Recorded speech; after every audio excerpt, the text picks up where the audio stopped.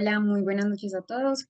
¿Cómo están? Espero que estén muy bien, que hayan podido tener un día bastante productivo. Vamos a dar inicio a la clase de hoy. No sin antes recordarles que ayer estábamos trabajando lo que era el daño cerebral adquirido en la infancia. Recordemos que ayer estábamos mencionando algo sumamente importante y es la parálisis cerebral, que mencionábamos antes que la parálisis cerebral pues tiene varios factores, tanto perinatales como postnatales, que van entonces a dar origen a la PC, a la parálisis cerebral infantil, y que recordemos entonces que no hablamos de una enfermedad, sino que hablamos de un daño adquirido en la infancia que puede ser multicausal, multifactorial, eh, y que también mencionábamos entonces que hay tipos de parálisis que se clasificaban principalmente en diferentes características. Entonces, algo que mencionábamos ayer era que habían cuatro tipos de parálisis. Una parálisis cerebral que es espástica, donde hay rigidez muscular; una parálisis cerebral que es dicinética, donde pues es importante hablar que la parálisis cerebral espástica es la más común, una atetoide, una parálisis cerebral atáxica y una parálisis cerebral que es mixta, que ya mencionábamos ayer que la mixta pues es una de las parálisis cerebrales más fuertes que hay, porque ya combina dos factores, es decir, ya no solamente es espástica y ya no solamente es atáxica, sino que ya combina una rigidez muscular con una descoordinación motora, y que también empezamos a hablar de lo que es el traumatismo cráneoencefálico. Y entramos entonces a hacer la introducción, que siempre es una lesión que va a ser desde la función o que va a ser desde lo orgánico, ¿cierto? Que va a afectar varias características, y empezamos a hablar de los dos tipos de traumatismo cráneoencefálico.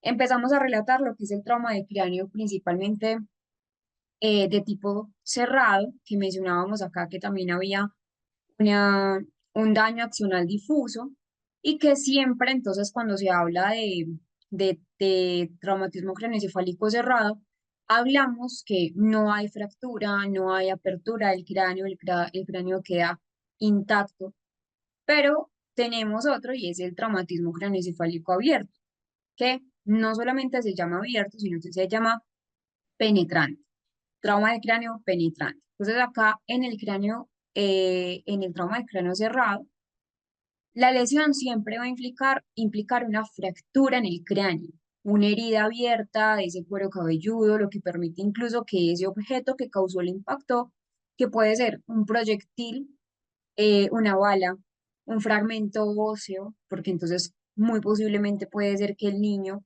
o que la niña tenga una, una fractura de ese cráneo y una de las partes de su cráneo se incrusta en el encéfalo y puede obviamente pues generar mucho más impacto. Entonces acá siempre es algo que provoca una herida directa en esa parte del cerebro con una mayor posibilidad de infección y daño cerebral, porque el encéfalo, nuestro cerebro queda expuesto porque ya no está lo que nos recubre. A nosotros, ¿quién nos protege el cerebro? Nos lo protege las meninges, que son esas capas protectoras externas del cerebro, pero también el cráneo. Entonces, al ser un TEC abierto, pues el cerebro queda expuesto a multicausas, a heridas que se infecten, a meningitis, a encefalitis, pues otro tipo de infecciones, sean víricas, sean bacterianas o sean micóticas, y que hay unas características en ese trauma de cráneo que es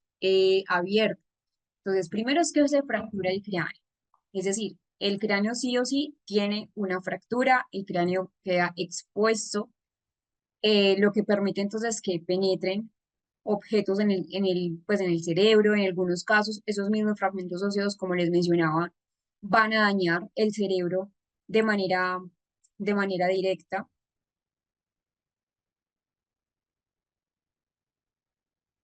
y que, pues, obviamente el cerebro queda expuesto. Hay una lesión local, es decir, el daño suele ser más localizado en esas zonas del cerebro donde fue directamente afectada por el impacto o por el objeto penetrante.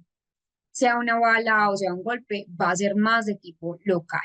Y que, como les mencionaba, hay un riesgo más elevado de infección, porque es que hay una ruptura de esa barrera protectora que ya les mencionaba del cráneo, esas meninges quedan expuestas, el cráneo ya va a tener un orificio por donde puede entrar infecciones, donde va a tener abscesos cerebrales que va a aumentar ese riesgo. Entonces, importante tener en cuenta esto, que es de mucho más cuidado y que el sangrado en el traumatismo craneoencefálico de tipo abierto también está. Es decir, el sangrado es muy común, tanto que en el cerebro, pues tanto en el cerebro como en las membranas que lo rodean, las meninges, ¿sí? Y que esto incrementa una presión intracraneal. Y que también ayer hablábamos que ese aumento de la presión intracraneal puede desembocar o puede generar que ese trauma de cráneo tenga una secuela que va a ser, por ejemplo, un accidente cerebrovascular, una isquemia, o sea, incluso una hemorragia, porque se altera esa parte de la presión sanguínea, esos vasos que irrigan y arterias que irrigan nuestro cerebro, van a tener mayores dificultades. Hay muchos ejemplos de por qué se puede dar un TEC abierto. Puede ser una herida de bala, que de hecho hay muchos niños, pues sabemos que Latinoamérica, en un contexto de pronto actual, incluso desde hace mucho tiempo, hemos venido, digamos, estando, y bueno, creo que eso es a nivel mundial, no solamente en Latinoamérica, que pues hay un contexto de violencia continuada, hay mucha violencia, entonces pues los niños están expuestos obviamente a balas perdidas o proyectiles de balas que no eran directamente a los niños, pero pues por estar en el momento equivocado, de pronto eh, les impacta un proyectil o un fragmento de un objeto cualquiera que penetra en el cerebro. Accidentes en el colegio, accidentes, por ejemplo, pues, con objetos que son objetos comunes, como un lapicero, como unas tijeras, que atraviesan el cráneo de forma accidental, o lesiones después, por ejemplo, de una actividad recreativa, donde quizás el niño se lastime con un objeto puntiagudo, y es allí donde tiene un traumatismo craneoencefálico de tipo abierto. Hay una clasificación adicional antes de entrar acá, que de hecho esa es otra clasificación. Entonces, lo primero es que tenemos una clasificación según si es tipo cerrado o tipo abierto. Vamos a ver qué otro tipo de clasificación que es según la focalización o según si es un trauma de cráneo difuso, una lesión difusa. Pero también hay leve, moderado o severo. Cuando hablamos de otra clasificación, hablamos entonces que cuando es leve, las lesiones no alteran significativamente esa función cerebral, es decir, los síntomas pueden ser tan imperceptibles que realmente, pues hablamos que es una pérdida de conciencia o confusión, pero que es momentánea. No hay como tal secuelas como podría haber en el trauma de cráneo que es moderado a severo. En el moderado ya se lesiones y causan una pérdida de conciencia mucho más prolongada en el tiempo.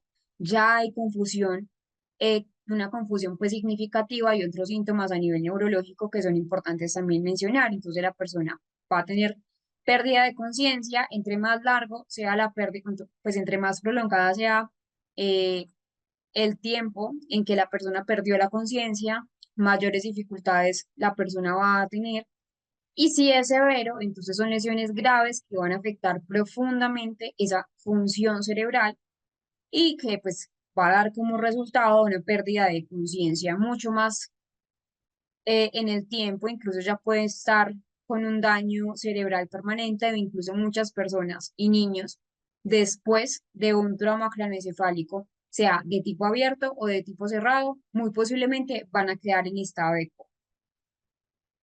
Acá vemos entonces dos tipos más, lesión focal y lesión difusa.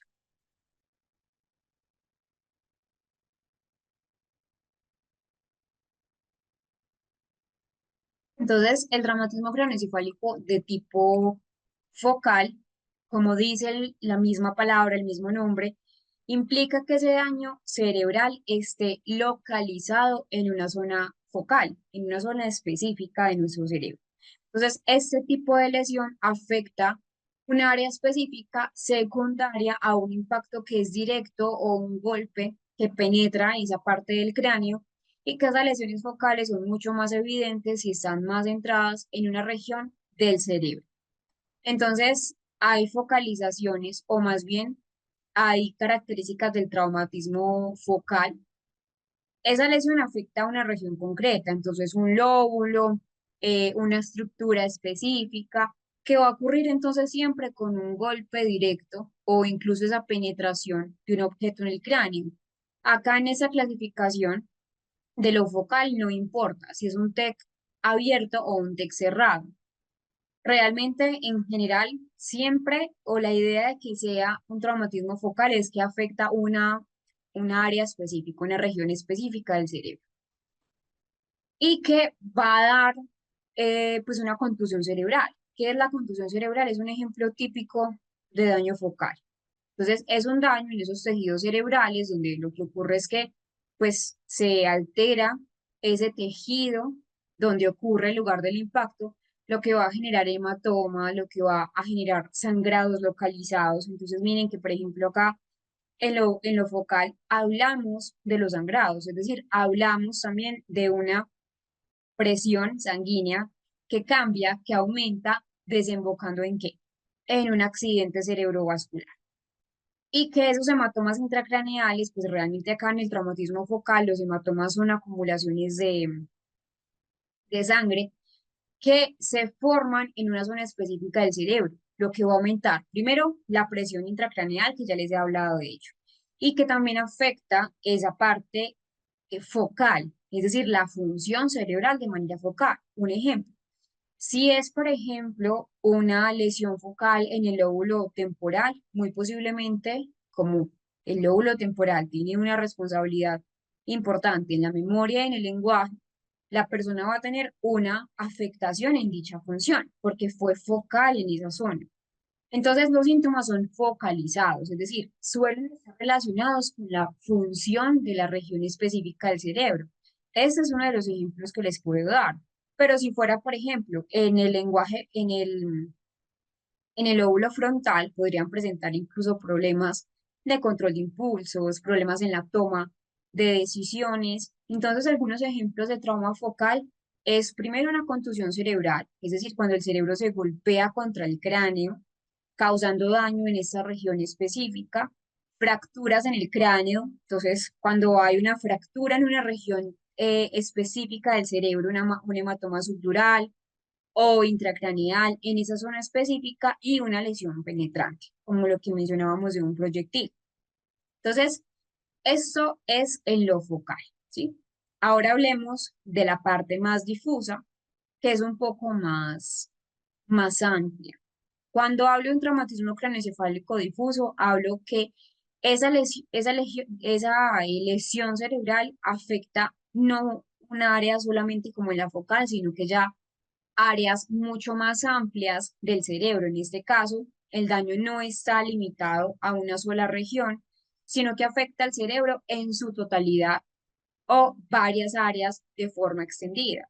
Entonces, es un tipo de traumatismo que es mucho más común en esos impactos rápidos, en esos impactos violentos, por ejemplo, en un accidente automovilístico, pues accidentes de tráfico, donde esa cabeza puede moverse bruscamente y que va a desembocar en un trauma difuso. Es decir, hay muchas características del trauma difuso. Una de ellas es, pues ya sabemos que es un daño en todo el cerebro. Entonces, acá ese daño cerebral se puede extender a múltiples áreas. Un ejemplo muy característico es el que también hablábamos ayer, que es el daño axonal difuso, en el que esas fibras nerviosas que mencionábamos ayer, que son esos axones, lo que van a hacer es que se van a romper, se van a desgarrar, a desprender. Y al desprenderse, entonces el axón, ya sabemos que el axón está cubierto de esa vaina de mielina, que la vaina de mielina es lo que nos permite también esa conducción de los impulsos eléctricos, pues realmente los axones conectan diferentes partes del cerebro, esos axones se estiran, se desgarran, porque hay un movimiento brusco de la cabeza. Entonces, ese daño axonal difuso genera una lesión axonal difusa, que es un tipo de lesión donde ya ese cerebro está experimentando una desaceleración rápida como un latigazo cervical.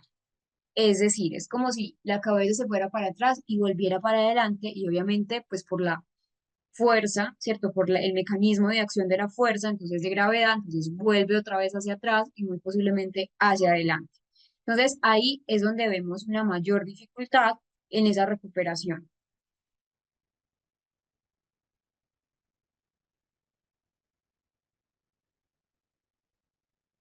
Em, bueno, ya les voy a, por acá, que algunas personas necesitan hablar con la coordinadora. Le voy a escribir para que de pronto les pueda contestar. Denme un segundo.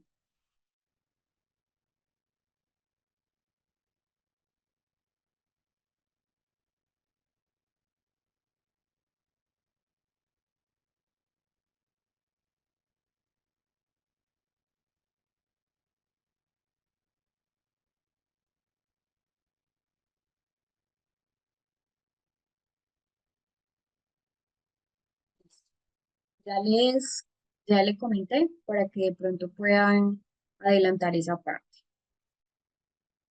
Entonces, en general, es importante mencionar que el trauma de cráneo, sea focal o sea difuso, pues obviamente va a tener contraindicaciones, siendo obviamente mucho más agresivo ese cráneo, ese trauma de cráneo difuso, principalmente por esa lesión axonal difusa, porque es que cuando ya se daña el axón, ya esas fibras nerviosas no se van a poder conectar con otra parte, entonces resulta en un daño severo y que pues realmente pues es severo y que disemina en el cerebro. Y que hay una pérdida también en esa parte del cráneo, pues del trauma de cráneo difuso, donde hay una pérdida de conciencia prolongada en el tiempo, es decir, es mucho más extensa esa pérdida, donde los síntomas pueden ser más graves, como les menciono, mayor pérdida de conciencia en cuanto al tiempo, es decir, más prolongado el tiempo de pérdida de conciencia, o incluso llegar a un coma. Esas alteraciones van a ser mucho más severas en cuanto a la función cognitiva. Y como es difusa, esos síntomas son generalizados. A diferencia del focal, de este que veíamos, pues realmente el impacto, como se localiza en una sola región, va a ser entonces la memoria o el lenguaje. Un ejemplo que estábamos trabajando si es en el lóbulo temporal. Pero como es difusa, entonces puede afectar el temporal, el frontal, el parietal, el occipital, si es en todo el cerebro, incluso áreas que de pronto incluso son subcorticales. Entonces, es importante mencionar que los síntomas van a ser acá en la parte difusa generalizados. Entonces, al ser generalizados, van a incluir una pérdida no solo de conciencia, no solo de confusión, sino problemas a nivel general en todo el cerebro. Pérdida de memoria, pérdida de atención, cambios en esa personalidad, en esas capacidades motoras, incluso a nivel general, y que realmente el más conocido de un ejemplo de trauma difuso es una lesión axonal difusa que les mencionaba, que es por aceleración, desaceleración violenta del cerebro, que pues uno de los ejemplos más comunes es el accidente automovilístico.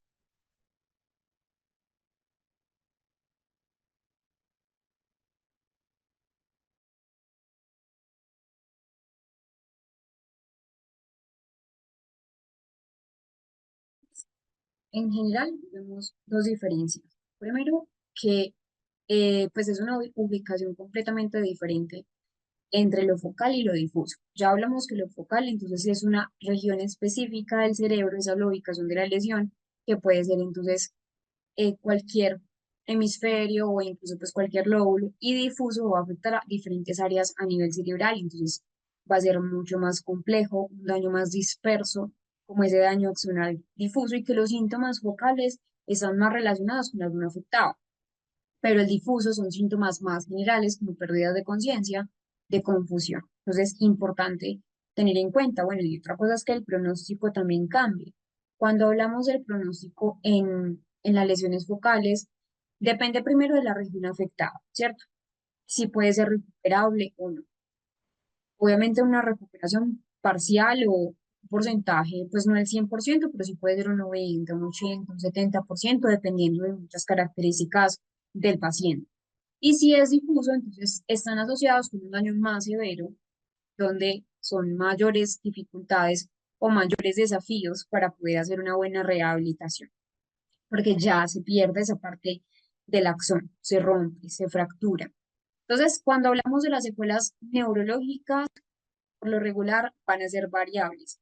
En términos generales, cuando más grave haya sido el periodo de coma, más intensidad o más duración el periodo de coma, mayor va a ser ese descenso del nivel cognitivo y mayor será el riesgo del deterioro en el paciente, en este caso obviamente los niños. Cuando hablo de un cerebro infantil, hablo entonces que el cerebro de un niño, y que lo mencionábamos el primer día, tiene un funcionamiento mucho más global, más difuso y menos lateralizado que el cerebro ya de un adulto. Entonces, varias razones tenemos acá. La primera es que los circuitos nerviosos de los niños están menos consolidados, por lo que esa afectación del daño cerebral por postrauma de cráneo tiende a repartirse sobre toda la corteza cerebral.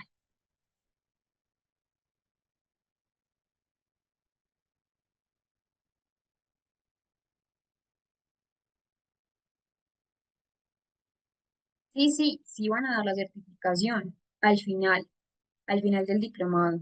Tengan un poquito de paciencia, un poco de paciencia con la coordinadora, porque son muchas personas como a la vez preguntando, pero no se preocupen, que la certificación sí, sí la van a tener.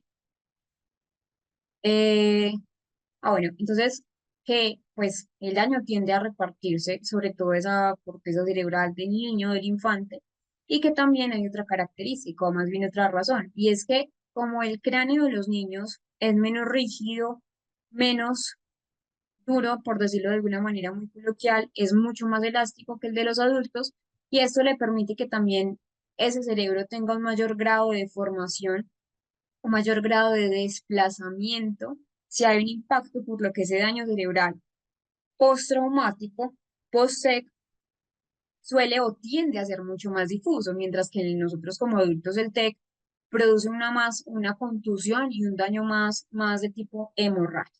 Entonces, esto es sumamente importante tenerlo presente para esa parte de los aspectos neuropsicológicos. En general, hay una disminución dependiendo del impacto de los niños, ¿cierto? Ya sabemos si es de tipo abierto, de tipo cerrado, si es de tipo difuso o si es de tipo más focal. Y hay una afectación de la atención, de la memoria, de esa fluidez verbal de los niños. Muchas veces puede haber un rendimiento bajo en la lectura y pues trastornos a nivel neuropsiquiátrico y que la recuperación de esas funciones cognitivas en los niños tras un trauma de cráneo, eh, pues es diferente también a los adultos. Es decir, la recuperación de esas funciones cognitivas superiores en trauma de cráneo infantil sigue el principio de plasticidad inversa. Es decir, ese principio nos afirma o nos menciona que cuanto menor es la edad del niño, mayores posibilidades de recuperación funcional se producen. Pero también hay que tener en cuenta varias excepciones.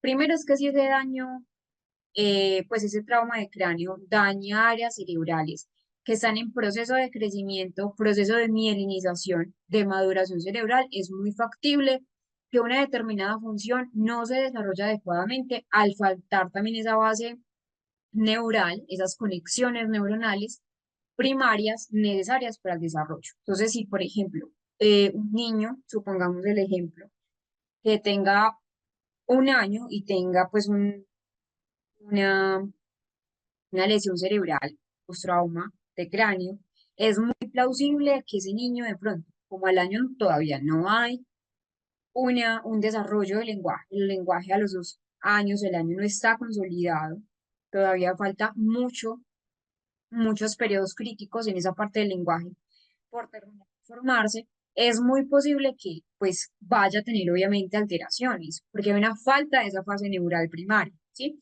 Entonces, No es que todos los niños ya que tengan trauma de cráneo y que tengan 2 años van a tener dificultades en ese proceso de maduración del lenguaje, por un ejemplo que estoy colocando, aunque puede ser cualquier otra función. Hay que mirar es el tipo de lesión y también esas bases primarias que tenga el niño. Cada caso es único en el trauma de cráneo.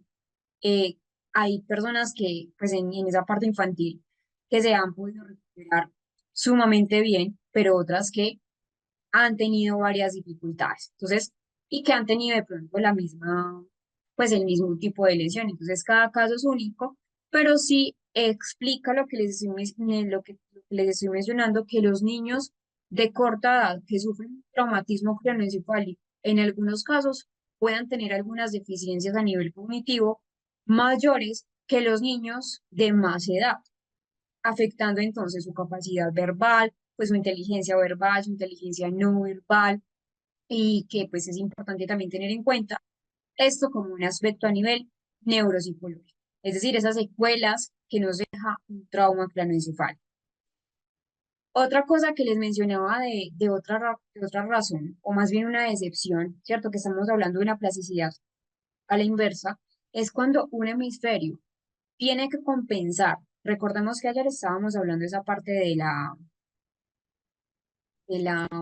de la simetría cerebral, donde hablábamos de cómo un hemisferio tiene pues una lateralización de alguna de las funciones. Cuando un hemisferio en los niños post-trauma de cráneo tiene que o se ve en la obligación de compensar funciones asumiendo las del otro hemisferio, puede perder, entre comillas, esa potencia de la que hablábamos ayer, esa potencia en esa función. ¿Para qué? Para poder que el cerebro tenga un nivel óptimo de las propias funciones. Entonces, de esta forma, vamos a hacer un ejemplo. Supongamos que el hemisferio derecho puede perder una eficiencia en la resolución de esas tareas más visoperceptuales, en esa inteligencia más no verbal, y que pues ya sabemos que son muy propias del hemisferio derecho. Entonces, al tratar de asumir esas funciones compensatorias del hemisferio izquierdo, pues que de pronto cuando se han producido trastornos del lenguaje por lesiones en el hemisferio izquierdo, lo que hace el hemisferio derecho es compensar esa función. Entonces va a perder esa potencia que tiene el hemisferio o que debería tener el hemisferio derecho en lo visoperceptual. Entonces se han observado que esa recuperación de las lesiones postraumáticas más focales, recordemos que lo focal es en un área específica, en niños es mucho mejor o suele ser mayor que en los adultos, mientras que esas lesiones cerebrales más difusas, más abstractas, de intensidad moderada a severa, el pronóstico es mucho más variable. Hay dificultades en atención, en memoria y en otras características importantes que ya vamos a revisar. Entonces, hay unos patrones de déficit cognitivo y quiero entonces que veamos esto para que ya llevemos a el caso práctico de Julián, pues el niño que les menciono que tiene trauma de cráneo que les mencionaba ayer. Entonces, hay patrones de déficit cognitivos y secuelas psicopatológicas en los dominios de funciones y que en todas las etapas va a ser diferente.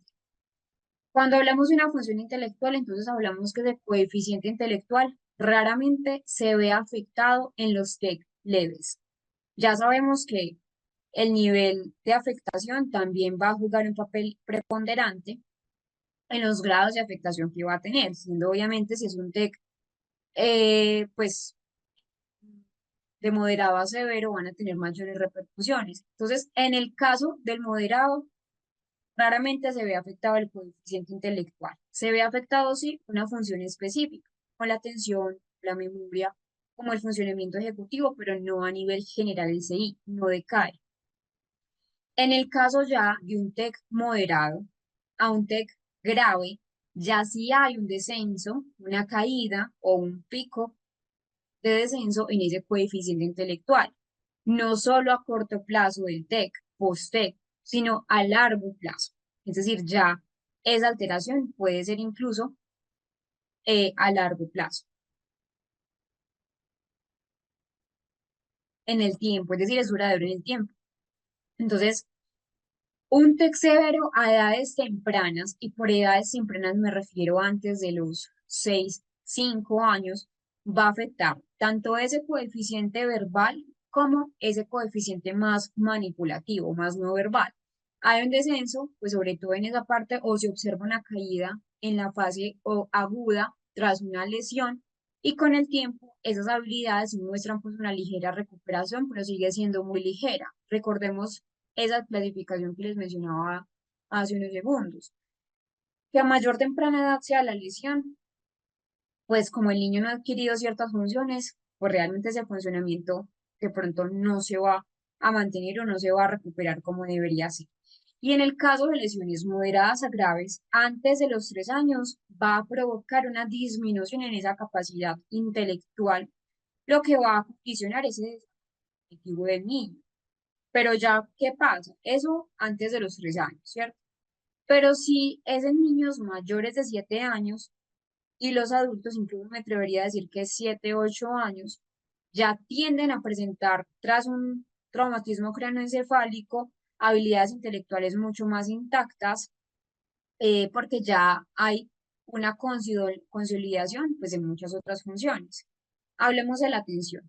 La atención es una de las funciones mentales que más se afecta, sea tras un TEC, sea tras una neoplasia cerebral, sea tras una infección. Realmente la atención es la antesala de otras funciones y sobre todo se va a afectar o hay un déficit mayor en esos traumatismos moderados a graves.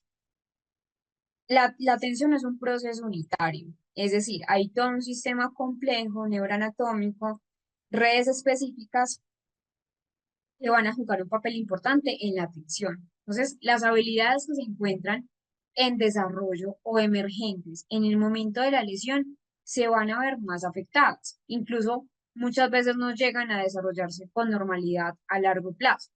Entonces, esto implica que esa atención puede verse comprometida tras un traumatismo craneoencefálico, sea de tipo abierto o de tipo cerrado, de dos maneras distintas. Primero, por un resultado directo de, de esa lesión producida, y por otro lado, como una consecuencia más bien de esa interrupción del desarrollo cognitivo normal. La atención es a lo que se construye a lo largo del neurodesarrollo.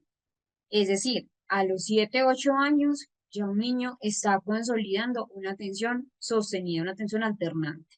Entonces, si la lesión es una edad temprana más de 6, 7 años, pues va a tener obviamente un impacto en ese desarrollo atencional. Entonces, su implicación en el resto de procesos es clave. La atención es la antesala, eh, pues, a muchos otros procesos.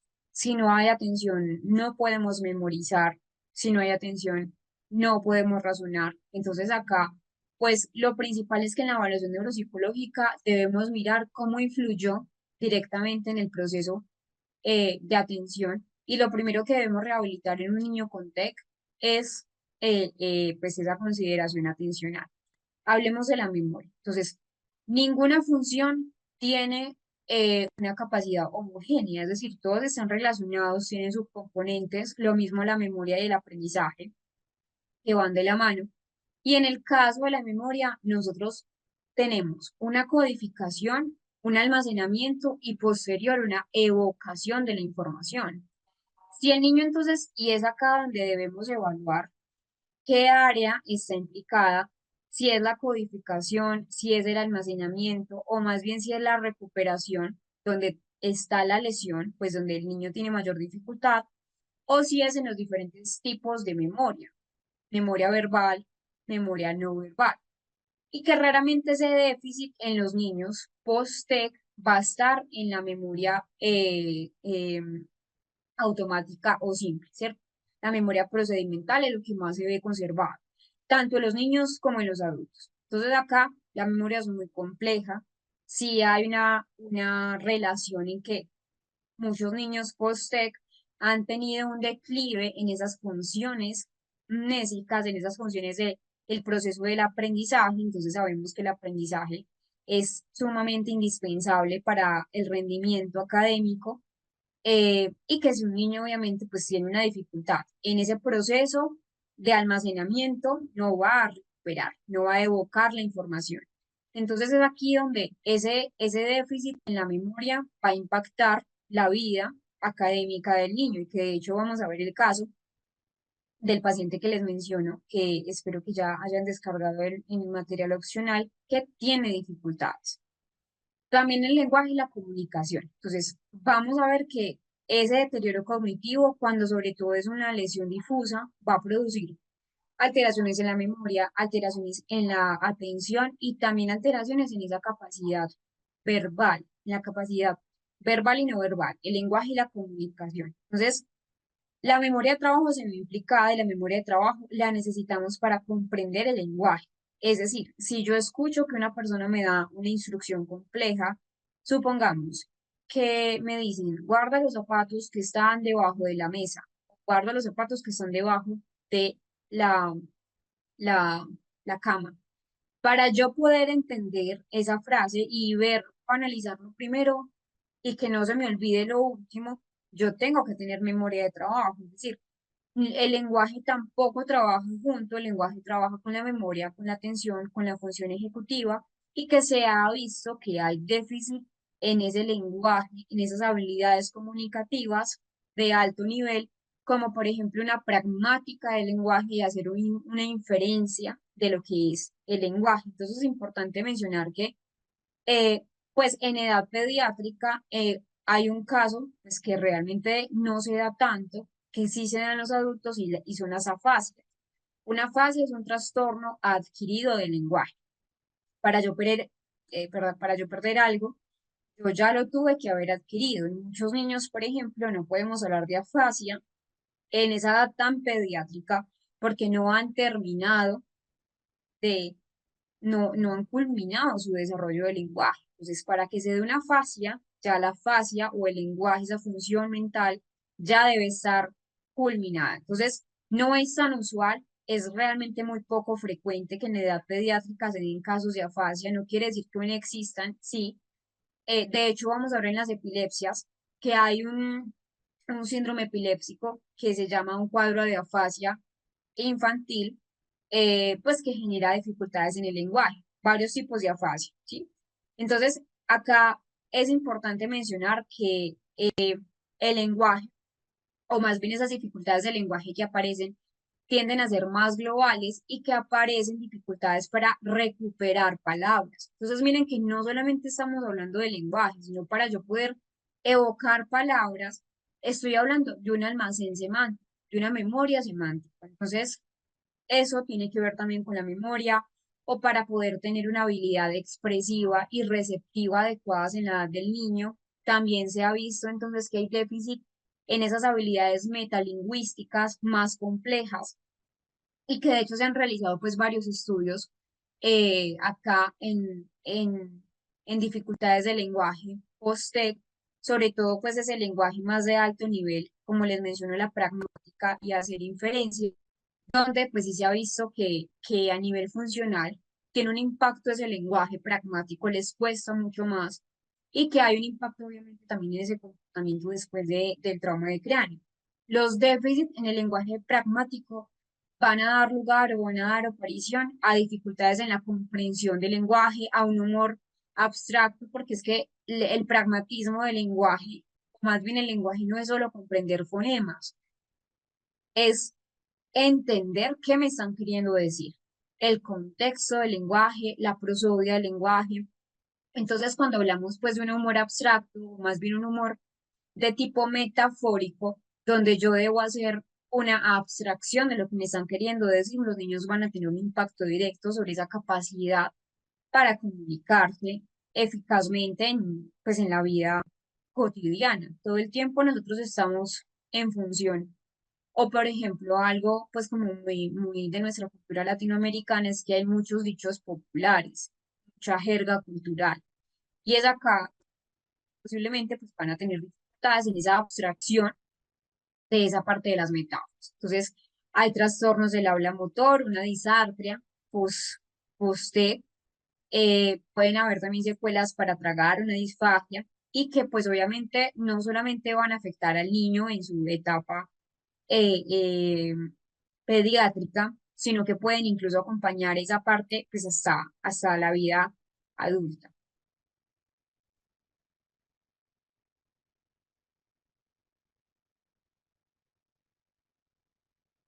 No, disfagia es una dificultad para tragar y afasia es un trastorno adquirido del lenguaje.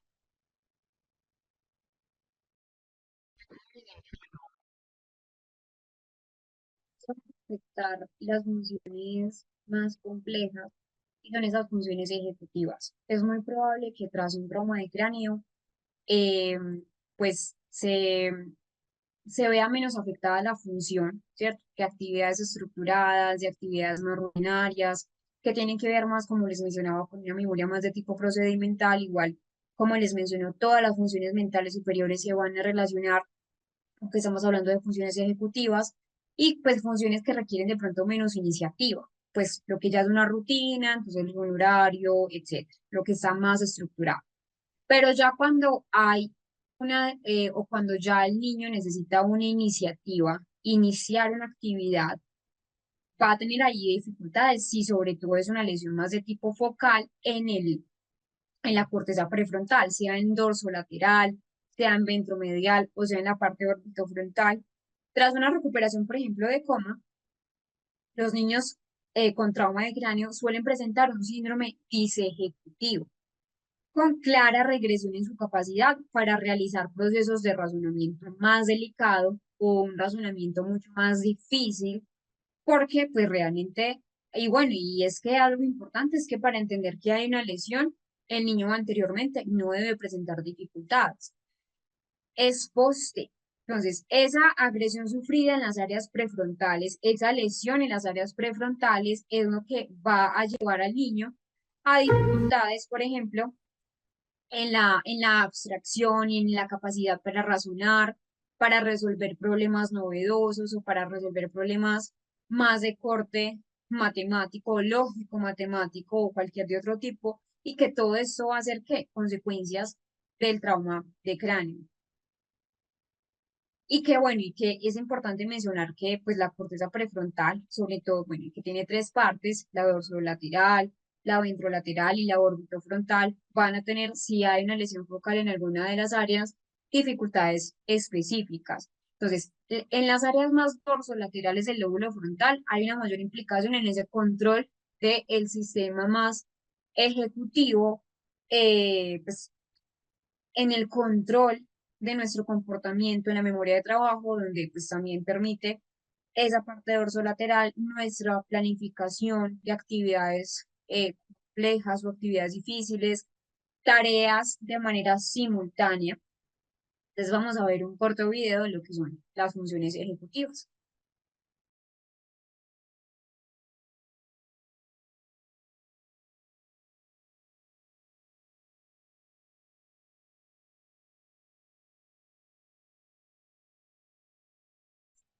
Sumamente importante tener en cuenta las funciones ejecutivas porque al resultar afectadas las operaciones de razonamiento abstracto, de conceptualización, de flexibilidad mental o flexibilidad cognitiva, que también nos lleva a una flexibilidad comportamental, bueno, los problemas de categorización también es muy posible que ese tránsito de los niños de la inteligencia concreta a la inteligencia más abstracta también se vea pues comprometido.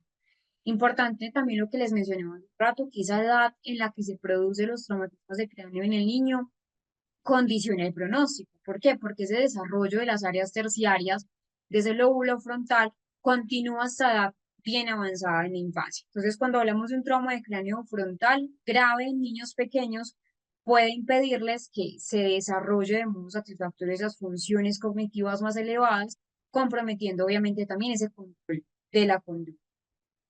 Resulta que no son los únicos diagnósticos, o más bien son las únicas alteraciones.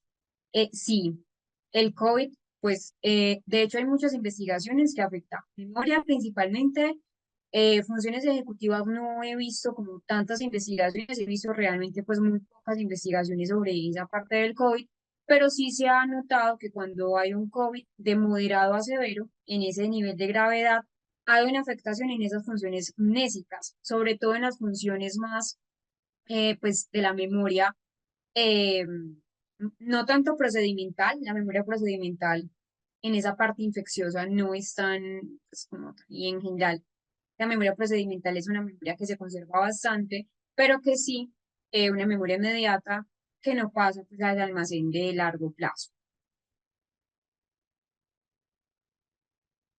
No, un niño autista no verbal no tiene afasia, no se relacionan. Una cosa es ser una persona con autismo no verbal y otra es la afasia, que la afasia es un trastorno adquirido del lenguaje.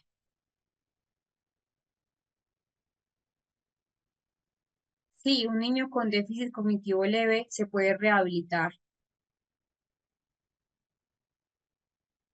Entonces, los trastornos psíquicos del TEC, pues realmente entonces acá es un binomio, está formado por trastornos cognitivos, por alteraciones emocionales. Entonces acá hay lesiones de áreas de asociación de córtex que en ocasiones pues va a impedir un control, una regulación de las emociones, especialmente cuando han resultado afectadas áreas más orbitarias, cinguladas de ese lóbulo frontal. Entonces, las alteraciones emocionales y esos cambios de personalidad en niños que han sufrido un TEC siempre vamos a mirar que de moderado a grave son las mayores afectaciones, pues es muy frecuente que los niños tengan alteraciones muy habituales, como por ejemplo la impulsividad, pues que es muy característico, sobre todo cuando los niños tienen lesiones más prefrontales, donde post-TEC los niños van a tener una mayor incapacidad, e igual es importante de moderado a grave, ¿cierto? Porque esa parte leve, ya hemos mencionado que pues no hay tantas afectaciones como era de moderado a grave. Y que, bueno, les estaba mencionando que, pues, que esa incapacidad de los niños para inhibir respuestas, para adaptarse a las exigencias de cada situación, los hacen impulsivos y que esas lesiones de los circuitos más ventromediales, recordemos que hablábamos de las tres partes de la corteza prefrontal, eso ventromedial va a conectar áreas frontales con el sistema límbico, con nuestro sistema humano funcional de las emociones. Entonces acá es donde tenemos alteraciones emocionales, comportamentales que son muy característicos de síndromes psicoconmocionales, es decir, una alteración psicológica, pero post-conmoción, post-trauma cráneoencefálico. También hay mucha ansiedad y mucha depresión. Es decir, hay, especialmente en esas fases más iniciales de la recuperación post-trauma de cráneo, sobre todo de un estado de coma, los niños van a tener bastante pues, ansiedad y depresión, sobre todo si son conscientes de las limitaciones que hay. Entre más grandes son, más conscientes son, más metacognición tienen o se espera que tengan mayor metacognición, por lo cual entonces esos factores emocionales también van a estar allí.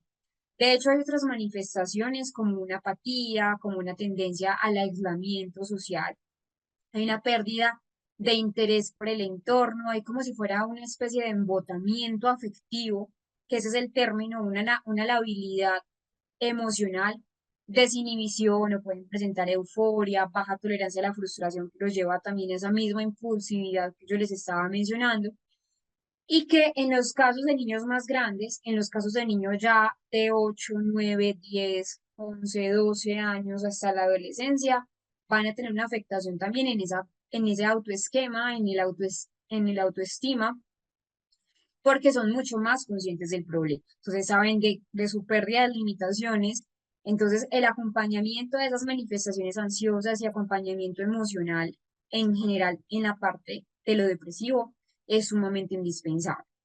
También se observa que muchos niños, sobre todo en edades más pediátricas, 5 o 4 años, 6 años, hay una falta de conciencia de los déficits, lo que también dificulta esa pérdida o más bien ese proceso de rehabilitación.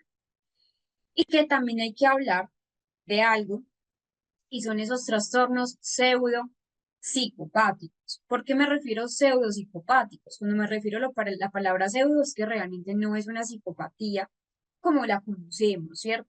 Sino que ya es una psicopatía secundaria a un trauma. Entonces los niños que ya han sufrido lesiones, por ejemplo, en el cíngulo o lesiones orbitarias graves se van a asociar más con una dificultad para poder inhibir sus impulsos, mantener también una relación con su entorno. Entonces, no solamente es una afectación conductual, sino también en esa regulación de los impulsos y que van a tener mayores dificultades con las normas sociales, con el cuidado de ellos mismos, con la capacidad que ellos van a tener para poder adaptarse, lo que va a desembocar obviamente en dificultades a nivel de, pues, de su comportamiento.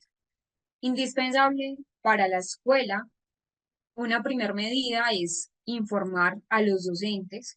Es sumamente indispensable que los profesores sepan cuáles son las consecuencias post-TEC.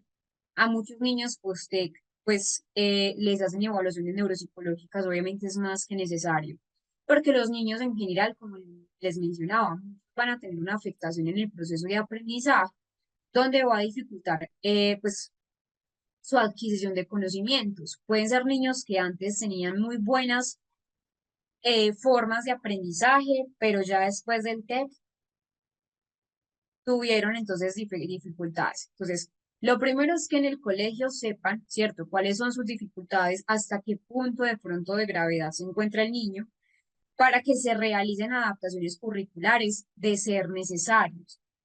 ¿Basadas en qué? En esos criterios realistas, en cómo está su memoria, en cómo está su función ejecutiva en general.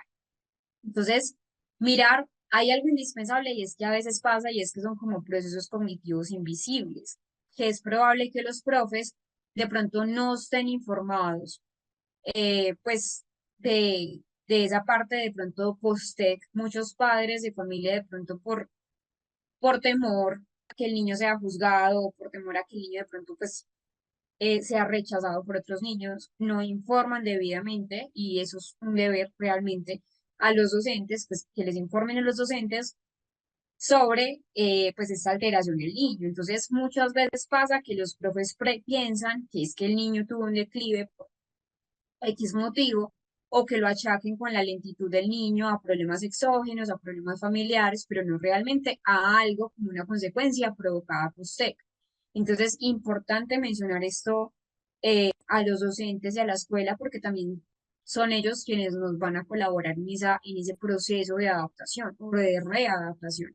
Es imprescindible que los profes sean también asesorados sobre las posibles consecuencias de un trauma del cráneo. Entonces, siempre es una reunión eh, multi, multiprofesional, entonces donde está el terapeuta ocupacional en muchos casos, los profesores o los directores del colegio, neuropsicólogos, psicólogos, pues todos los profesionales que están alrededor del niño que ha sufrido un TEC para que ellos o para que nosotros le podamos dar pues como pautas para cómo mejorar esa velocidad de procesamiento de la información en clase, cómo es una mejor respuesta cognitiva y psicomotriz, cómo trabajar con ese déficit atencional, eh, es decir, cómo darles adaptaciones curriculares, obviamente, pues desde el enfoque de cada uno, para que el niño pueda tener una buena evolución. Antes de entrar a la neoplasia cerebral, vamos a irnos todos al material opcional. Entonces yo también les voy a indicar dónde lo van a ver, porque vamos a trabajar el caso de, de trauma de cráneo.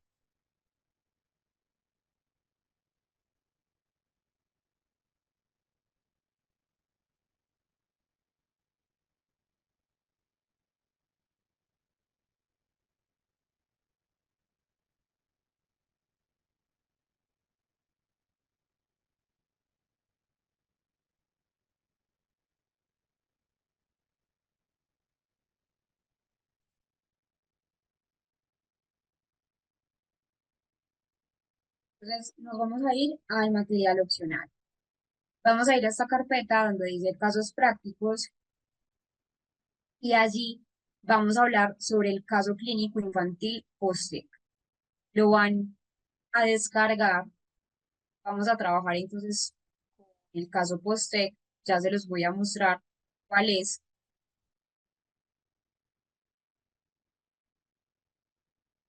Entonces, ese es el caso. Se los voy a leer y ya ustedes van a mirar cómo es la evaluación de los síntomas actuales, cómo fue la atención, etcétera. Entonces, Luis es un niño de 12 años, fue referido para una evaluación neuropsicológica luego de sufrir un traumatismo craneoencefálico hace 6 meses.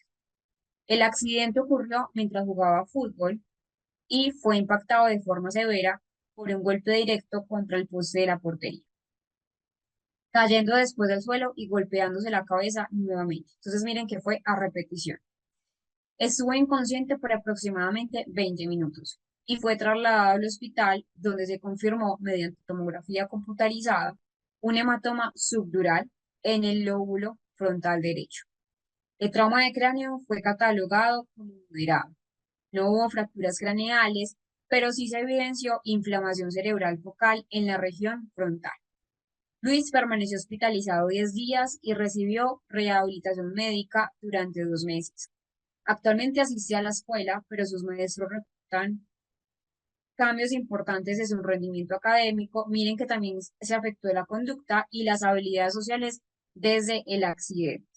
Entonces, ya saben, hace 6 meses volvió al colegio y acá tienen la evaluación de los síntomas actuales, donde está memoria, atención, funciones ejecutivas. Van a mirar ahí, más abajo está las pruebas neuropsicológicas aplicadas, lo van a analizar y se van a ir a estas preguntas.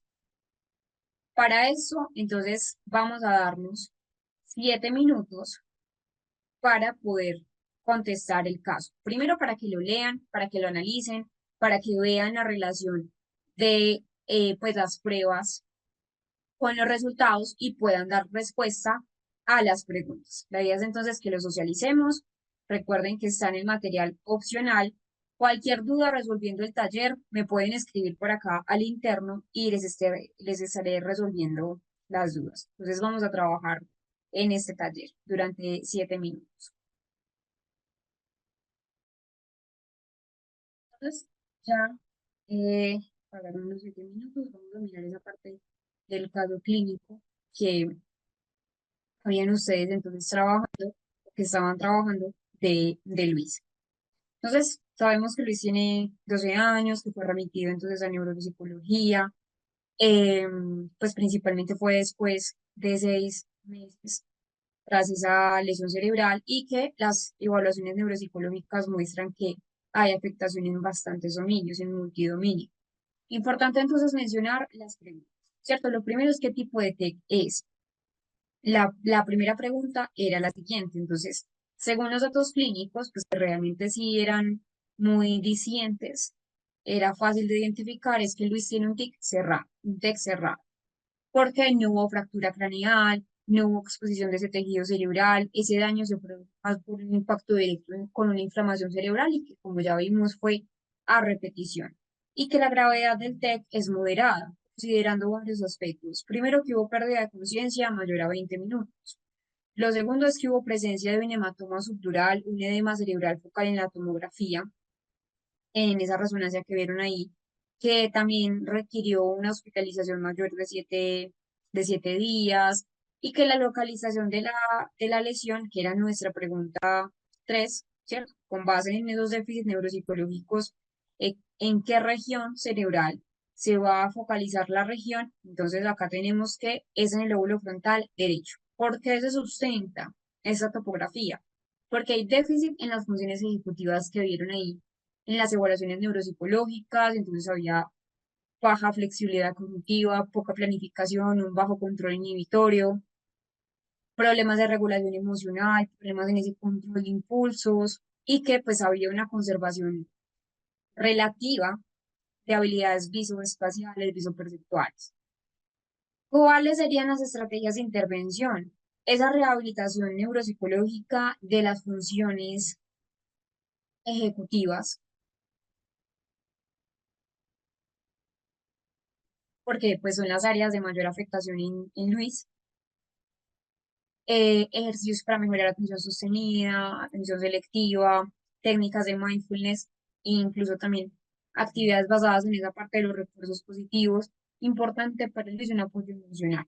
Una terapia cognitivo-conductual, basada en evidencia para poder trabajar esa parte del manejo de la frustración, que Luis pueda desarrollar también estrategias de regulación emocional, un apoyo psicoeducativo para la familia, para que la familia también pueda comprender esas secuelas post-TEC e implementar pues estrategias también en casa y que no se quede ahí. Es decir, también es importante mencionar o recalcar que pues la parte educativa es sumamente importante, indispensable. Entonces, un apoyo educativo, adaptaciones pedagógicas, dividir las tareas de pronto en pasos más pequeños para Luis, proporcionar tiempo extra para poder completar las actividades de clase o más bien ofrecer recordatorios más de tipo visual, porque hay afectación en la memoria.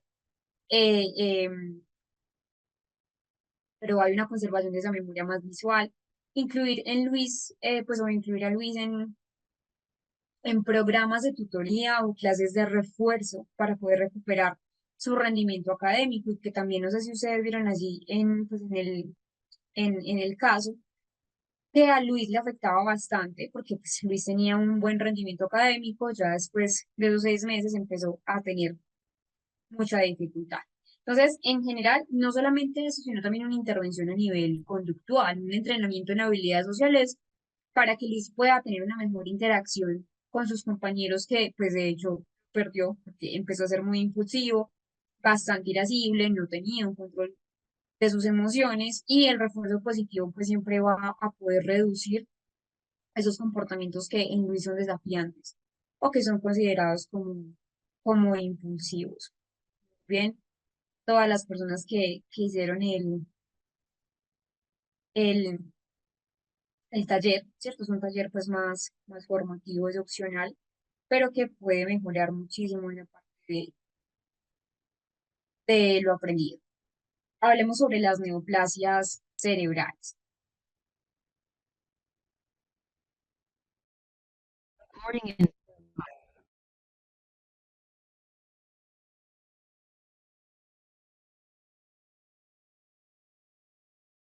Cuando hablamos de una neoplasia, hablamos que toda neoplasia, obviamente estamos hablando de una neoplasia en el sistema nervioso central, o más bien hablamos de ese cáncer, ¿cierto? Que es una proliferación, que es anómala, es una proliferación anormal, que es incontrolada, que pues una neoplasia puede eh, ocurrir en cualquier tejido o cualquier órgano, pero que obviamente como es en ese sistema nervioso central, va a dar lugar pues, a la aparición de múltiples síntomas que va a afectar a la población. Y en la población infantil, uno de los cánceres, o más bien esa proliferación anormal en cuanto a las células, va a ser más de la leucemia, pues en el estoma, un tumor en las fosas post. Entonces, durante los últimos años pues sí se ha avanzado bastante en los tratamientos que se han empleado para el cáncer, para esas neoplasias cerebrales, pero que al aumentar también esa tasa de supervivencia, aumentan también que las personas que son sometidas a tratamientos como quimioterapias o como radioterapias, que son obviamente pues más que necesarios en el cáncer, en las neoplasias, generan pues no solamente pues un beneficio, sino que en muchos aspectos también hay afectación en esa sustancia blanca, ¿cierto? Hay daños en el tejido cerebral y que no es solamente en la sustancia blanca, sino también la sustancia gris. Entonces, eh, al respecto como tal, se han realizado investigaciones sobre esos efectos de la quimioterapia y de la radioterapia sobre la inhibición de la neurogénesis hipocampal, eso que destruye los precursores de oligodendrocito, los cambios que produce la sustancia blanca que les había mencionado. Entonces, que es importante también resaltar que en la etiología del cáncer en los niños suele ser de origen más de tipo o genético o más de tipo embrional.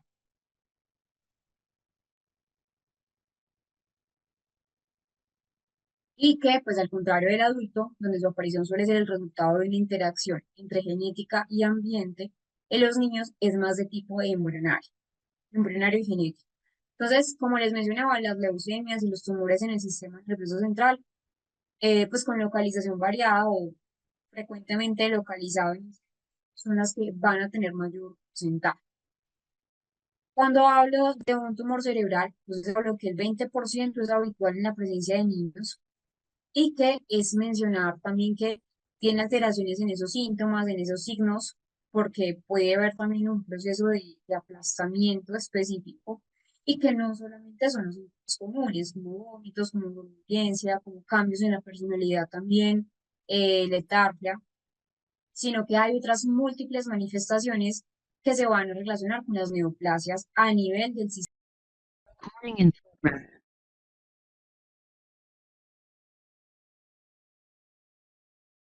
Hay unas secuelas a nivel neuropsicológico, antes incluso de entrar a esta parte pues, de las implicaciones que debemos tener en cuenta para la evaluación en los niños con neoplasia cerebral, y es que eh, se reconocen los daños que a veces son irreparables con esa, pues principalmente con la parte de la radioterapia, donde puede provocar sobre ese sistema nervioso central daño en los niños y que hay una tendencia más a retrasar, ¿cierto? Siempre que sea posible su aplicación hasta los 5 años, incluso hasta los 8 años.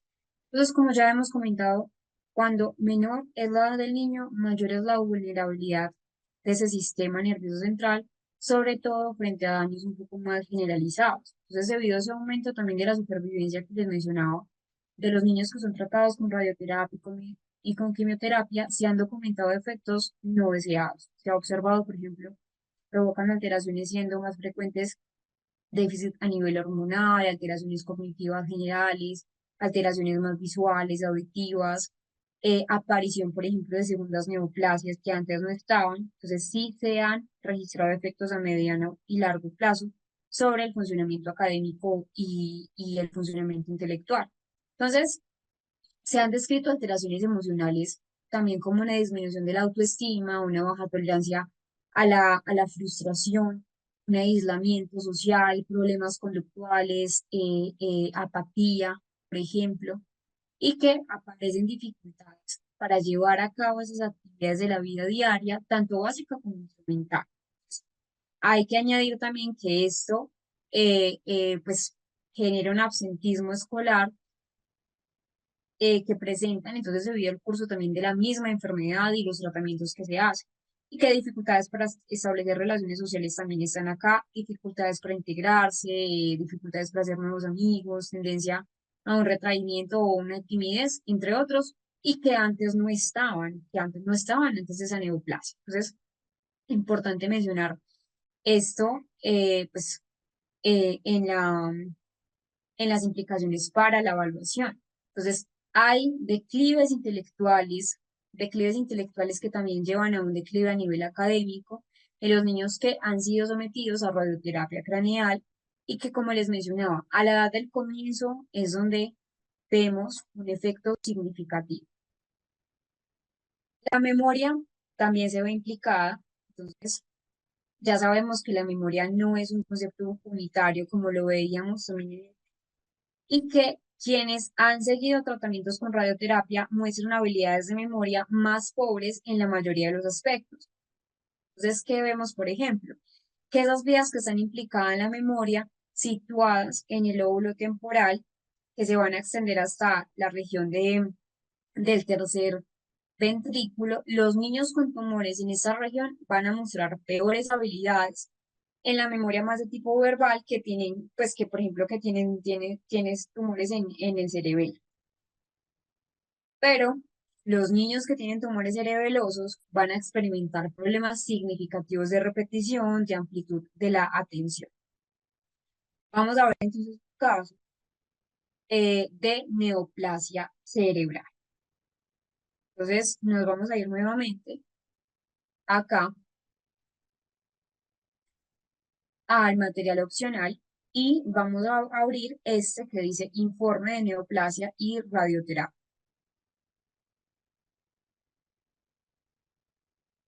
Lo abrimos. Este es un resumen, realmente es un resumen de, pues, de un informe neuropsicológico, entonces acá tenemos cuándo fue el informe, obviamente fue una fecha que no es real, eh, es solamente pues con fines académicos, el paciente sí es real, entonces vemos, es un niño de 7 años. ¿Cuál fue el motivo de consulta? Evaluación neuropsicológica debido a afectación cognitiva posterior a tratamiento de neoplasia cerebral con quimioterapia y radioterapia. Vamos a leer la historia clínica. El paciente, un niño de 7 años, presenta antecedentes médicos de neoplasia cerebral diagnosticada a los 5 años. Recuerden que él tiene 7. Tratada con quimioterapia y radioterapia, a lo largo del tratamiento se observó una disminución en su rendimiento cognitivo.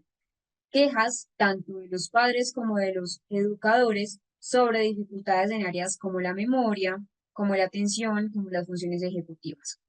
Los tratamientos oncológicos fueron completados hace 12 meses, es decir, el niño ya había asistido a neuropsicología, post-tratamiento oncológico, ya llevaba un año en remisión, pero que el niño todavía pues, tenía secuelas a nivel neurocomportamental y a nivel desde desempeño académico que declinaron significativamente, y las secuelas cognitivas eran generales, no solo secuelas cognitivas, sino también esa parte social que es sumamente importante. Entonces, el objetivo de evaluación era mirar cómo ese impacto oncológico por radioterapia y posquimioterapia había, pues, empobrecido de pronto esas funciones mentales superiores en el niño. Se midió la memoria, se midió la atención, todos los tipos de atención, las funciones ejecutivas, las habilidades académicas, los aspectos emocionales. Esos fueron los instrumentos de evaluación que se realizaron y acá está pues, todo el informe neuropsicológico para que ustedes lo miren. Lo vamos a mirar durante 7 minutos para que lo lean, para que lo conozcan, para que lo analicen con lo que acabamos de ver. Bueno, 7 minutos creo que es mucho, durante 5 minutos, para que entonces lo puedan leer. Para los que me están preguntando, ¿dónde está el informe? Está en el material opcional. Entonces, de allí lo descargan, en el material de estudio.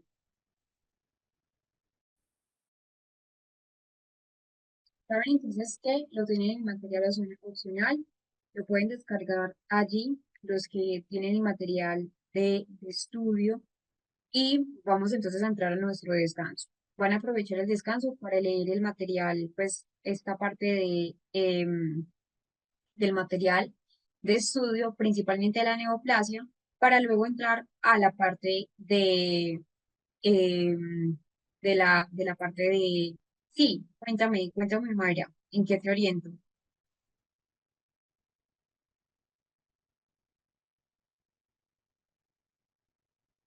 No, el descanso, como hoy es eh, martes, entonces el descanso es a las 8. A las 7:30 son los viernes. El material de estudio es con la certificación, Mayra. El material de estudio es opcional, entonces no todos lo tienen. Recuerden que las clases son gratis, pero el material de estudio sí es pago. Les voy a dejar por acá el número de la coordinadora Paula para que se puedan comunicar con ella y ella les dé una orientación mucho más profunda.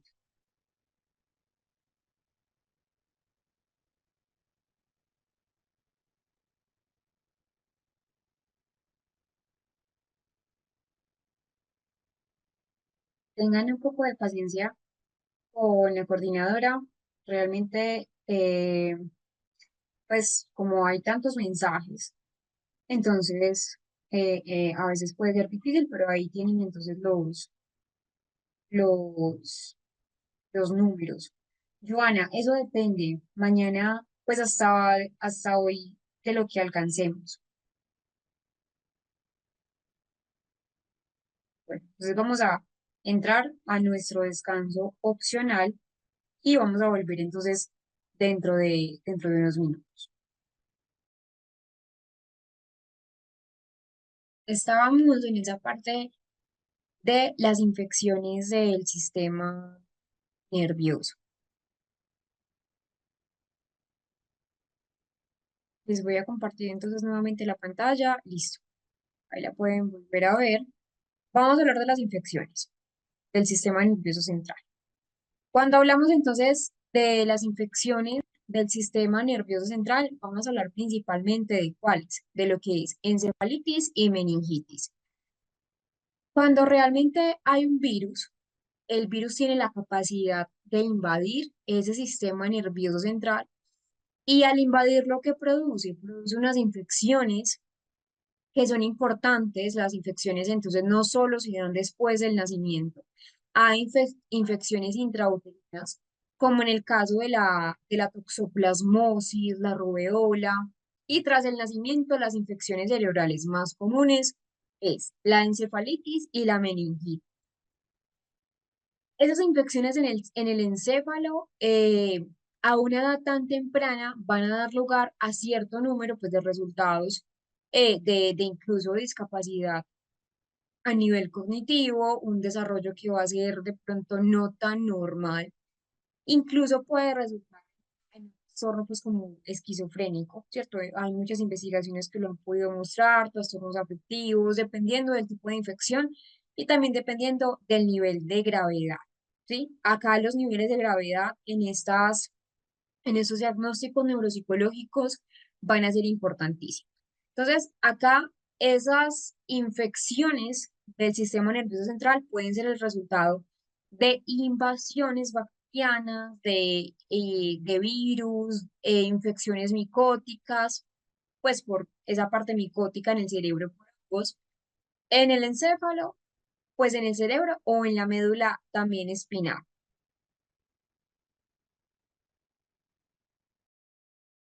Recording in progress. La meningitis, entonces, es la inflamación de las meninges son esas capas, estas capas que ustedes ven acá, que son realmente las protectoras del cerebro, protegen al cerebro de infecciones, lo amortiguan, por ejemplo, en el caso que estábamos viendo de traumatismos craneoencefálicos, realmente son barreras que protegen nuestro cerebro de esos objetos extraños, de objetos anómalos, y sobre todo cuando hay un trauma de cráneo, de tipo abierto, que ya sabemos que de tipo abierto es la forma pues como donde pueden entrar bacterias, pueden entrar infecciones como el tipo meningitis, hay entonces una inflamación. Cuando me refiero a meningitis, el término itis es una inflamación de esos tejidos de las meninges, entonces la dura madre, la aracnoide, que es la parte más medial, y la pía madre, que es la que está más pegada a la parte del cerebro. La madre es la parte más externa. Entonces se generaliza esa inflamación de las meninges, realmente entonces puede ser de tipo bacteriano, tipo vírico. Entonces es importante tener presente que la meningitis, pues realmente, o esas infecciones virales o bacterianas, son la causa principal de la meningitis. Los niños mayores de 2 años representan o presentan generalmente síntomas iniciales como dolor de cabeza, como rigidez en el cuello, muchos entonces, sí, exacto, se puede confundir con una migraña porque es que los síntomas son vómitos, en la migraña también, en la migraña crónica también hay vómitos, hay fiebre alta, en este caso de la meningitis, dolor en las articulaciones al tiempo que una sensibilidad ante la luz y que los síntomas de los lactantes y de los neonatos puede incluir como una especie de letargia, los niños dejan de comer, vómitos, entonces en muchos casos no se dan cuenta que es una meningitis hasta que ya realmente los síntomas se exacerban o rebasan, digamos, la preocupación. En el caso de los neonatos, los estreptococos del grupo B son la causa más común de meningitis. Esta meningitis en los neonatos se puede transmitir, pues o más bien este estreptococo del grupo B se puede transmitir de madre a hijo en el momento del parto, y la meningitis viral es la más frecuente, pero generalmente es menos grave que la bacteriana. La meningitis bacteriana es más fuerte, tiene secuelas mucho más fuertes que la de tipo viral. Afortunadamente, la tipo viral por el virus es la más común y la que menos trae entonces dificultades a nivel cognitivo. Recording in progress.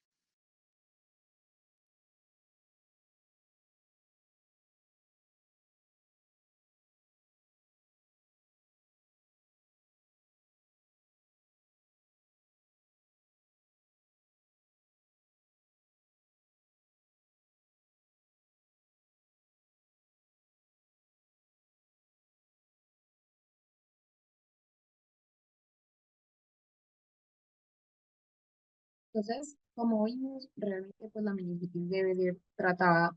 Hay algo importante y es que la meningitis bacteriana perturba la relación cerebrovascular y el líquido cefalorraquídeo. Estas siglas son líquido cefalorraquídeo, donde pues realmente con mayor frecuencia la meningitis es una de las capas y es la pía madre y el aracnoide donde se van a ver más afectadas. Y pues realmente acá es el espacio donde está el líquido cefalorraquídeo. Entonces, en la fase aguda de la meningitis se produce más bien una interrupción en esa dinámica entre la parte cerebrovascular, es el líquido cerebrovascular y lo cerebroespinal. Y hay entonces una presión intracraneal que puede desembocar incluso a accidentes cerebrovasculares, pueden haber hidrocefalia, donde hay que drenar esa parte, edemas cerebrales, derrames subdurales, y que en ocasiones va también a aparecer periodos de hipoxia. Esta hipoxia deja secuelas casi que son irreparables en esa parte de la cognición. Desde la neuropsicología de lo que es la meningitis, es importante mencionar que las habilidades del lenguaje han sido objeto específico de interés porque en la meningitis hay un alto riesgo de déficit auditivo. Es decir, se han visto que muchos niños que tienen meningitis, más bien posmeningitis, han tenido dificultades realmente pues en esa parte de lo que es la parte auditiva, es decir, algo más estructural. Entonces, la razón principal es que la edad más habitual en la que la meningitis afecta es durante los 2 primeros años de vida, época crucial en la que se da ese desarrollo del lenguaje. Es decir, es una época en la que el desarrollo del lenguaje es clave. Entonces, las investigaciones apuntan a que hay retrasos en los pues obviamente en otras funciones desde lo neuropsicológico, ¿cierto? Pero principalmente se han visto o se han relacionado con dificultades en el lenguaje. El lenguaje es lo que más se va a ver afectado en la meningitis. Ya les voy a explicar los otros componentes. Pero que la meningitis entonces muestra que hay secuelas o trastornos del lenguaje que son muy comunes, donde hay habilidades lingüísticas significativamente menores en los niños que han tenido meningitis, cuando han tenido meningitis antes de los 12 meses de edad, frente a aquellos que enfermaron después de el año de edad. Entonces acá la afectación puede ser tanto a nivel expresivo como a nivel comprensivo o receptivo, donde se encuentran afectaciones más bien en ese coeficiente intelectual de tipo verbal y que pues digamos que la comprensión de instrucciones, la fluidez verbal, la memoria para material de tipo verbal y lo lectoescritor van a tener alteraciones significativas. También vemos que desde la parte de la neuropsicología no solamente vemos afectación en el lenguaje, sino también que ese coeficiente intelectual pues va a estar significativamente bajo, con un promedio bajo, incluso por debajo pues de la media, en personas que han sido supervivientes a meningitis de tipo bacteriana. Ojo acá, de tipo bacteriana, porque recordemos que de tipo bacteriana es donde tienen más dificultades a nivel cognitivo, más compromiso a nivel cognitivo frente a lo que es de tipo viral, donde de tipo viral por lo regular no hay una afectación en el coeficiente intelectual. Con bacterias sí. Entonces, sí hay dificultades en ese coeficiente manipulativo, en ese coeficiente verbal, que acá también lo coloco, y pues el coeficiente intelectual puede estar dentro de la media en cuanto se trata de meningitis de tipo viral. Pues los niños que han sufrido meningitis con complicaciones neurológicas se han registrado entonces pues que hay en general un coeficiente intelectual que va a estar por debajo de la media. Es muy importante entonces tener esta parte comprensiva. Y hablemos un poco de la encefalitis. Cuando hablamos de encefalitis, hablamos entonces que ya no se va a inflamar las meninges, sino que ya se va a inflamar todo el encéfalo como tal, todo el cerebro. Ya no se va a inflamar las meninges, esas capas protectoras del cerebro, sino el encéfalo. Pero resulta que la encefalitis se puede generalizar hacia las meninges. Entonces se puede combinar una inflamación del encéfalo y una inflamación de las meninges. Es doble, obviamente la afectación mayor mucho más cuando pues son el cerebro y las meninges. Entonces, los virus también atacan acá, las bacterias también son muy frecuentes, pero los virus son los causantes principales de la meningitis, que ocurre entonces de forma perinatal o postnatal. Es muy similar a lo que ocurre con la meningitis y que va a estar causada por enfermedades víricas como el herpes simple o incluso picaduras por insectos, por eso hay que tener tanto cuidado con esa parte prenatal. Cuando hablamos de la meningitis, perdón, de la encefalitis, hablamos que hay una presentación de dos formas, una forma aguda y una forma crónica. La forma aguda se evidencia en días o semanas después de la infección, mientras que la forma crónica puede tardar incluso meses en hacerse de pronto visible o más bien en hacerse sintomática. Se ven con mucha frecuencia síntomas como fiebre, como dolor de cabeza, como vómitos, como una pérdida de energía en los niños, una laxitud. Pues también se ven síntomas de irritabilidad, síntomas a nivel conductual. Eh, digamos que son unos síntomas muy parecidos a la depresión, como una especie de desorientación, de confusión, y que va a progresar también la enfermedad. De vez en cuando se ven afectados los procesos del habla, se observan entonces parálisis o una debilidad más bien muscular y pues realmente también ocurren con problemas en el modo de andar. Los niños que se ven afectados o que se vieron afectados con meningitis, con encefalitis antes de los 2 años de edad, van a tener anomalías en el desarrollo cerebral. Pero esas anomalías es importante mencionar que es antes de los 2 años de edad. Ya cuando la encefalitis aparece o está presente en los niños más de 2 años de edad, no se ven alteraciones. Las secuelas en general de la encefalitis, las secuelas de la encefalitis están relacionadas generalmente con el tipo de infección y con la duración del proceso infeccioso, el proceso inflamatorio. Generalmente entonces se puede ver un retraso a nivel del desarrollo en general, dando entonces como aparición a un empobrecimiento del coeficiente intelectual, irritabilidad, la habilidad emocional. Es muy frecuente que de la encefalitis se deriven también unas crisis a nivel epilépticos, es decir, unas convulsiones que realmente la encefalitis causa, no en todos los casos, pero sí en la mayoría de los casos. Hay entonces una presencia de convulsiones, de crisis epilépticas, puede haber hipertonía, es decir, un tono muscular elevado, afectación de sus nervios craneales. En los casos de pronto, pues de los procesos más graves de la enfermedad de la encefalitis, se puede ver esos casos, ¿cierto? Entonces, afectación en los nervios, dolores de cabeza que son muy frecuentes, unas secuelas más bien neurocognitivas y que la encefalitis se asocia con el virus del herpes, que ya también se los había mencionado, que hay una mortalidad entre el 4 y el 14% de los casos. Entonces, miren que es una mortalidad alta, del 4 al 14% de encefalitis. Por lo regular son muertes de niños que pues no son tratados a tiempo. No se dan cuenta normalmente pues de la enfermedad. Afortunadamente ahora hay mucho más conciencia de la encefalitis. Antes de pronto no era tan consciente, ya por lo general si el niño tiene síntomas parecidos a gripe, fiebre, dolor de cabeza, pues los padres son un poco más conscientes de ello, los llevan al médico, los llevan a urgencias y ahí con estudios ya se dan cuenta que realmente es que el niño tiene o una encefalitis o una meningitis.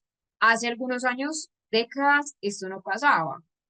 Entonces dejaban fallecer a los niños que tenían estas infecciones, principalmente por descuido. Afortunadamente, pues esa tasa de mortalidad ha reducido, sigue siendo alta, 4 a un 14% de los casos es muy alta, pero que sí se ve en una alta tasa del 56 a un 60 o yo diría 70% de los casos que tienen dificultades a nivel neuropsicológico.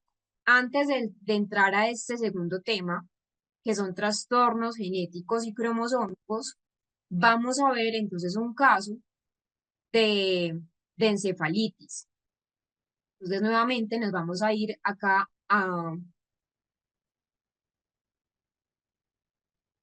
al material opcional. Recuerden que acá este fue el TEC que vimos hace algún rato, la neoplasia que ya la revisamos y se van a ir acá. Informe neuropsicológico infantil, paciente meningitis.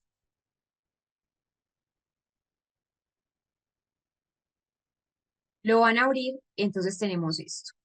El niño tenía 8 años, estaba en tercer grado de básica primaria y consultó principalmente a neuropsicología por dificultades en el aprendizaje, la atención y la memoria que no presentaba antes.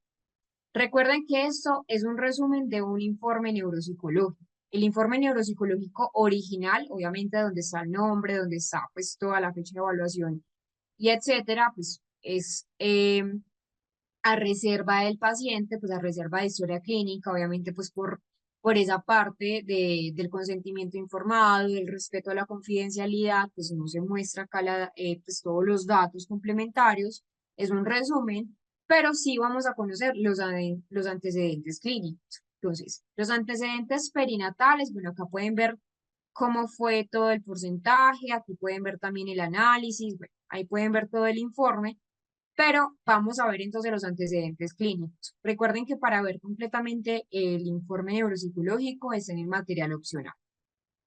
¿Cómo podemos ejemplificar un caso de meningitis? Entonces, hay antecedentes perinatales. Era un embarazo normoevolutivo, es un parto sin complicaciones, peso y talla adecuados al nacer, pero ¿qué pasa en el primer año de vida? En ese primer año de vida del paciente de 8 años hay un diagnóstico de meningitis viral, principalmente a esos 12 meses exactos. Ese periodo de meningitis requirió en el paciente de 8 años una hospitalización de 15 días con un tratamiento pues que fue realmente muy adecuado. Afortunadamente fue tratado a tiempo. Luego de esos 15 días, ya los padres de familia empezaron a notar que su niño no tenía pues como tal eh, un buen proceso de neurodesarrollo, al igual que pues pues vivían con un primo y el primo pues tenía la misma edad del paciente de 8 años, pero el primo tenía entonces un desarrollo normal, un desarrollo sin retrasos, no había complicaciones en el primo, entonces ahí es donde empezaron a notar que había un retraso, una involución en esos hitos del desarrollo motor y del lenguaje. Un retraso en la marcha, entonces logró caminar de manera independiente a los 18 meses, donde hubo realmente un retraso significativo. Y miren acá, el desarrollo del lenguaje con primeras palabras a los 2 años. Las primeras palabras de los 2 años ya nos indican que hay un retraso. ¿Por qué? Porque ya a los 2 años debe haber un repertorio de lenguaje aproximadamente de 50 palabras. Simples, palabras simples, pero ya hay un retraso. No había buena articulación, no había una comprensión inicial y la escolaridad, pues cuando inició sus procesos ya escolares, los docentes decían que realmente pues el niño de 8 años no permanecía en las actividades, le costaba pues un seguimiento de instrucciones y no solamente instrucciones complejas, sino instrucciones que eran simples y que cuando ya llegó a la edad de la lectoescritura, es acá donde ya se evidenciaron mucho más las dificultades. Bajo rendimiento en matemáticas, realmente pues era un bajo rendimiento a nivel global, generalizado, y que no solamente eso, miren esta parte, dificultades en la organización escolar, donde ya el niño de 8 años debe tener más o menos una buena autonomía en esa parte de sus cosas personales. Y en la historia médica adicional no se reportan otras enfermedades neurológicas, es decir, no hay pues como otra causa diferente a la parte de la meningitis viral a los 12 meses. Van a revisar todo el informe neuropsicológico. Recuerden que está entonces en esa parte del material de estudio. Vamos a dar unos 5 minutos para eso, para que puedan revisar, puedan hacer el correlato entre lo que es la prueba neuropsicológica y lo que es la historia clínica. Y ya volvemos a explicar la otra parte, que ya serían las alteraciones cromosómicas y genéticas.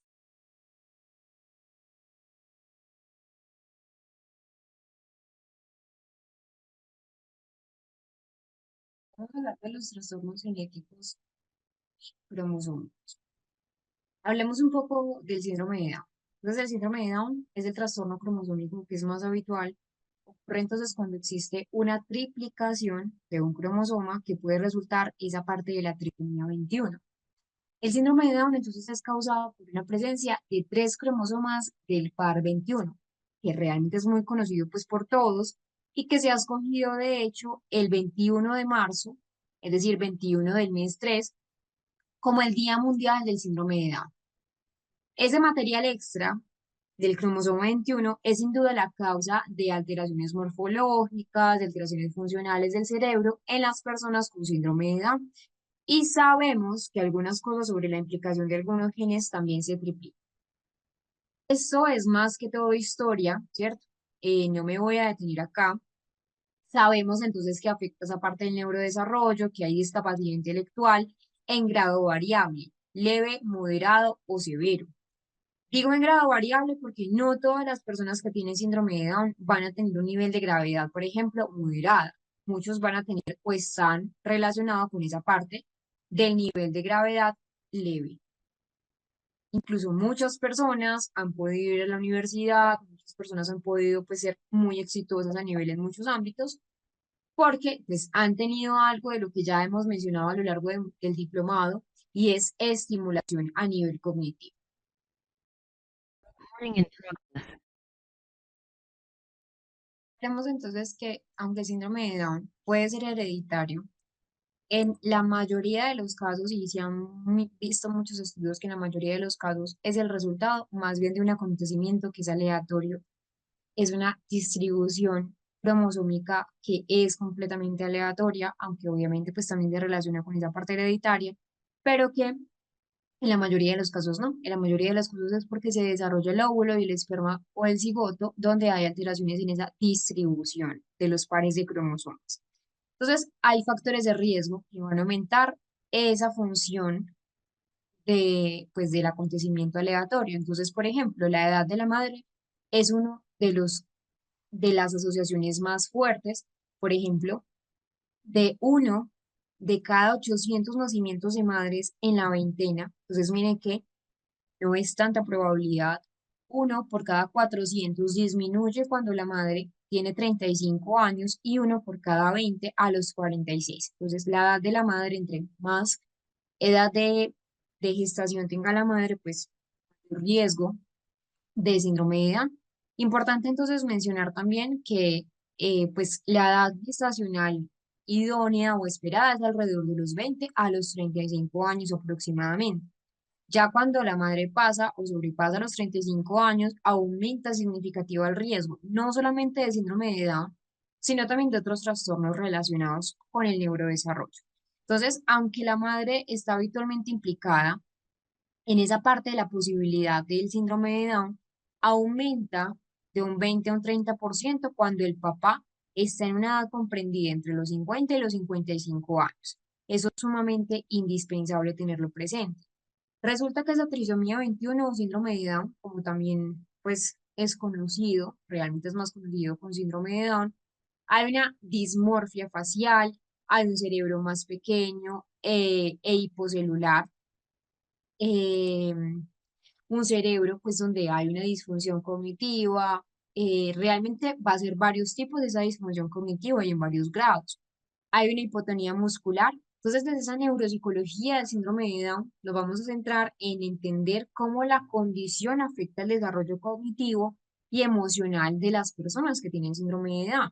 Entonces, hay técnicas de neuropsicología cognitiva y neuropsicología evolutiva que son utilizadas para mejorar las habilidades, el proceso de aprendizaje de las personas con síndrome de Down, donde se abordan entonces aspectos como la lateralidad, ese proceso de aprendizaje y que se ha identificado que existe cierta similitud en el aprendizaje entre las personas con síndrome de Down y otros grupos, lo que resulta obviamente pues muy útil para diseñar intervenciones educativas que sean adecuadas. Hay una serie de características clínicas más bien fenotípicas descritos en el síndrome de Down. SD, síndrome de Down.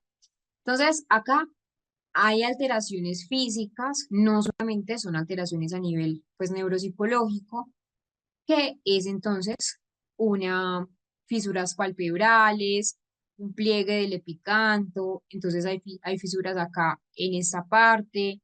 El pliegue palmar es un único pliegue, hay manchas en la parte del ojo, manchas de brushfish. Hay una protusión de la lengua, que también esa protusión de la lengua es lo que hace que tengan dificultades en esa parte de la articulación. Y mañana veremos esa neuropsicología de la trisomía 21 para que no quede el tema cortado.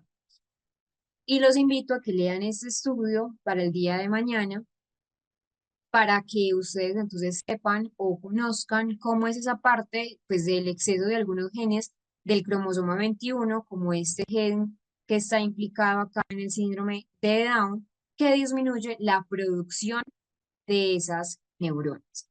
Entonces, nos veremos mañana con esa parte de lo que es el síndrome de Down. Recuerden entonces leer un poco más sobre esa parte y nos veremos entonces nuevamente mañana con una clase más. Recuerden que las clases las pueden ver grabadas, las pueden ver en diferido y espero que estén muy bien, que puedan tener una noche muy bonita. Acá en Colombia, bueno, específicamente en Medellín hay tormentas eléctricas, por eso no tengo encendida la cámara, porque realmente pues estoy con los datos porque se cayó el internet. Entonces, nuevamente nos veremos mañana y ojalá no hayan tormentas eléctricas. Espero que estén muy bien y feliz noche.